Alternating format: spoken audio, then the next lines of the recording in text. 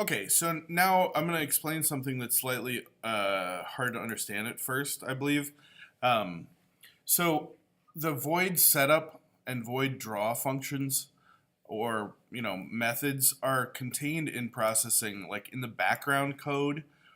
It knows to look for draw and setup in the same way that Eclipse knows to look for main, static void, etc. Um, so if you are going to create your own function, you can create things like draw a smiley face, and then you ask for a bunch of parameters, and you put your code inside there. Now, this is not a part of processing. This is something that we're adding, a method that we're adding to processing. So we would add like float x, float y. We can do that. Float x, float y, and float size. And then we can draw the smiley face based on those things. Processing provides more, and you can see, like, you see that this is blue, and this is just black here, and it's not in bold. This is processing's attempt to tell you, like, this is different. This is part of the base code of processing that you can adjust to your own needs. But this is something that you're just creating for yourself. And you can use it for sure, but it's not like processing knows what to do with it. Well, there are more functions than just void setup and void draw that processing has. And I'll show you one of those functions right now. It's called void Mouseclicked. And so processing doesn't automatically include this, but you see how it turned blue right there and got bold? That's because this is a special method that processing knows should be called in the instance when the mouse is clicked. So, if we put code inside here, our code will be executed no matter what when the mouse is clicked. Processing just knows to look for a method called that. So when the mouse is clicked, we'll just flash red. How about? Or we'll change the background to red and we'll overwrite it. Anytime the mouse is clicked, our line is going to disappear in the background. We'll turn red now. So if we run this program, I'll draw, and then I'm going to click the mouse right now. And it overwrites it. We can draw again. And now anytime the mouse is clicked, it just erases everything by drawing red over everything. Okay, so that's one way you can use it. But you can put anything you want in here. So let's just have it draw an ellipse at mouse X and mouse Y of size like 40 by 40. And so now, anytime the mouse is clicked, it'll plunk down an ellipse for us right there.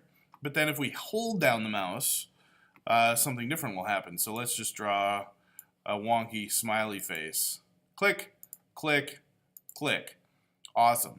So it is a little weird to get used to at first, but just know that in the background, the processing application itself knows to look for this method named exactly this with the capitalization exact and execute the code that we have written inside it anytime the mouse is clicked. There are other functions like that, and they're listed below. So I'll write them right here in the video. So we have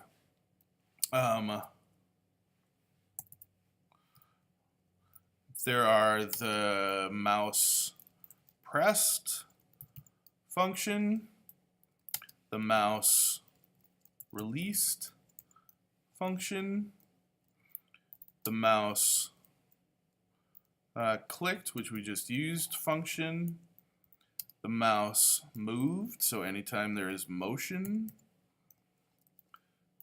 function, the mouse dragged. So that means that you're holding the mouse pressed button down and dragging it and moving it around at the same time. And there's the mouse wheel function. So you can, let's try and use the mouse wheel function right now. So with all these, you will, you will just do the same thing, void mouse wheel. And so now anytime the mouse wheel is moved, it'll execute the code inside here. So Let's create a couple other variables. I don't know if I should do this right now, actually. I was going to say like the whole image could kind of scroll up as, let's not do this. Anyway, just know that these are actions that are described in the names, and you can write down the method name, void, mouse wheel, mouse dragged, mouse moved, etc. And then anytime those actions occur in your program, whatever code is in here will be executed, okay? This is the code to execute.